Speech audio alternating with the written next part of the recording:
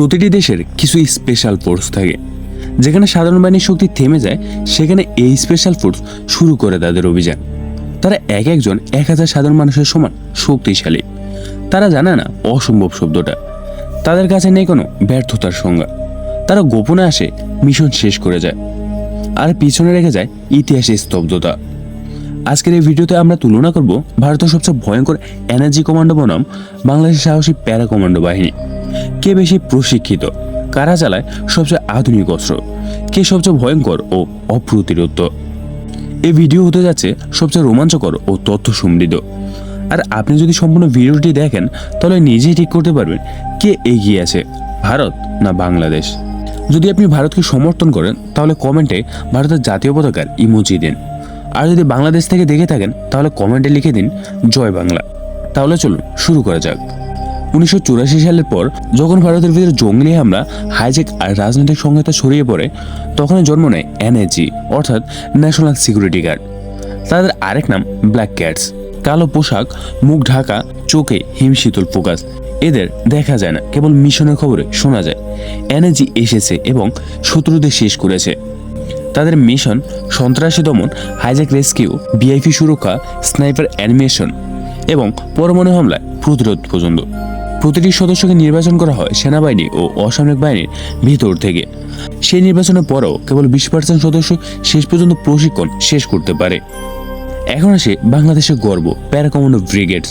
তাদের জন্ম 1992 সালে হলেও এদের রক্তে মিশে আছে মুক্তিযুদ্ধের সেই সাহস, যেখানে অসম্ভব মিশনকেও সম্ভব করা হয়েছে।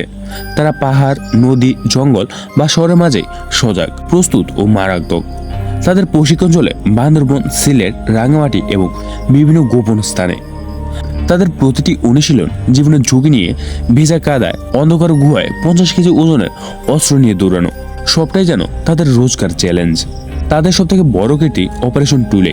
2017 সালে সিলেটের আতিয়া মহলের ভেতর 7 জনকে ধরে ভয়ঙ্কর জঙ্গলিদের সাথে লড়াই করে যেভাবে তারা সফলতা অর্জন করে, তা বিশ্ব মিডিয়াতে প্রশংসিত হয়। এবার আসা যাক প্রশিক্ষণ, কাদেরটা বেশি কঠিন। Energy commando.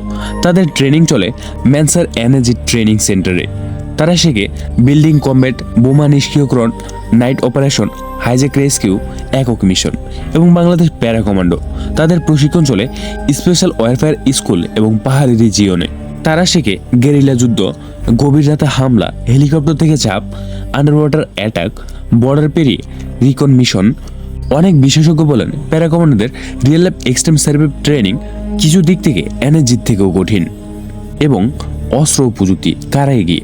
Energy SIG-552, টেবর TAR-21, MP5, গ্লোক, corner shot, broom dispose robot, হাইটিস drones এবং Bangladesh para commando VD-08, type 56, ড্রাগনভ, M4 কার্বোনাইন, RPG-7, tactical scope, manual and silent কিলটিস। Energy যেহেতু ভারতের প্রতিরক্ষা বাজেট ও সমৃদ্ধ, তাদের কাছে আছে উন্নত ডিভাইস ও রোবোটিক টেকনোলজি, কিন্তু প্যারা কমান্ডো বাহিনী শক্তি তাদের লোটিস হাই স্কেল অপারেশনের স্টাইলে। এনার্জির ব্ল্যাক অপস অপারেশনগুলো আন্তর্জাতিক স্বীকৃত। মুম্বাই হামলায় তারা প্রমাণ করে মাত্র 12 ঘন্টার মতো 9 জঙ্গলিকে ধ্বংস করে তারা দেশের রক্ষা কবচ। অন্যদিকে প্যারা কমান্ডো বাহিনী অপারেশন পরিচালিত অভিযানগুলো বাংলাদেশ কমান্ডোদের আন্তর্জাতিক মানে পৌঁছে দেয়। এবার বিশ্ব দরবারে সম্মান এনার্জি কমান্ডো, ইন্টারপল, CIA এবং অন্যান্য আন্তর্জাতিক বাহিনীর সঙ্গে যৌথ ট্রেনিং, বিশ্বের সেরা 10 স্পেশাল ফোর্সের তালিকায় ভুক্ত। এবং বাংলাদেশ প্যারা কমান্ডোর বিশ্ব দরবারে সম্মান রয়েছে UN মিশনের সবচেয়ে সফল কমান্ডো বাহিনী হিসেবে। প্রশংসা পেয়েছেন UN ব্লু হেলমেট অ্যাওয়ার্ড। প্রশিক্ষক হিসেবে বিভিন্ন দেশে পাঠানো হয়। এনার্জি এবং প্যারা কমান্ডো এই দুই বাহিনী কোনো প্রতিযোগিতা নয়, বরং দুই দেশের গর্ব। এনার্জি শহরের আধার ছায়ার মধ্যে ঢুকে পড়ে, আর প্যারা কমান্ডো জঙ্গল, পাহাড় কিংবা সীমান্তের ছায়া ছুঁয়ে ছড়িয়ে পড়ে। তবে কে এগিয়ে? যদি প্রযুক্তি, বাজেট এবং আন্তর্জাতিক র্যাঙ্কিংয়ে দেখি, তাহলে এনার্জি একটু এগিয়ে। আর যদি সাহস, গেরিলা কৌশল, রিয়েল টাইম অপারেশন এবং মাটি ঘেঁষা যুদ্ধ বলি, তাহলে প্যারা কমান্ডোদের নামে জোরে বলতে হয়। এই দুই ছায়া যোদ্ধাদের জন্য আমরা সবাই গর্বিত। তাদের কীর্তি আজ ইতিহাস, আর ভবিষ্যতেও তারাই থাকবে আমাদের নিরাপত্তার সাথী। যদি ভিডিওটি ভালো লাগে তাহলে লাইক দিন, শেয়ার করুন আর সাবস্ক্রাইব করুন আমাদের চ্যানেল শুভ আসু। কমেন্টে জানান আপনি কোন ফোর্সকে শ্রদ্ধা এবং সম্মান করেন এবং কেন। বা ভারত থেকে দেখলে কমেন্ট করুন ভারতের ফ্ল্যাগ দিয়ে, বাংলাদেশ থেকে দেখলে লিখুন জয় বাংলা। ধন্যবাদ, আবার দেখা হবে পরবর্তী ভিডিওতে।